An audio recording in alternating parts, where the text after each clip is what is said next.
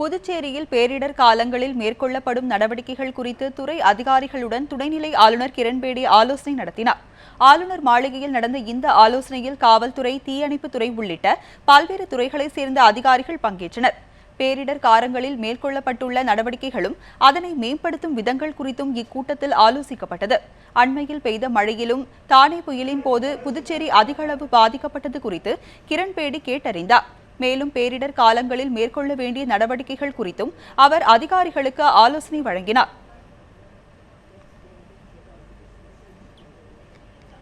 2015 November December மாதம் எப்படி நம்ம ஹேண்டில் பண்ணோம், ரொம்ப மழை வந்த டைமெல்லாம்.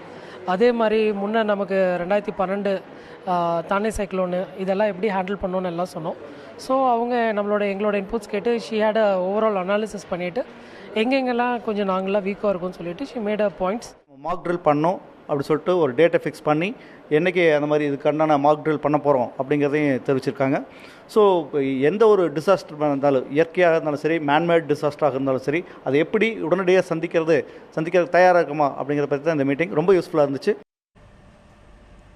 இதனைத் தொடர்ந்து ஆசிய மாஸ்டர் சாம்பியன்ஷிப் போட்டிகளில் ட்ரிபிள் ஜம்ப் பிரிவில் தங்கப்பதக்கம் வென்ற திருமதி கிறிஸ்டினாவிற்கு சால்வை அணிவித்து மலர்கொத்து கொடுத்து துணைநிலை ஆளுநர் கிரண்பேடி வாழ்த்துக்களை தெரிவித்தார்.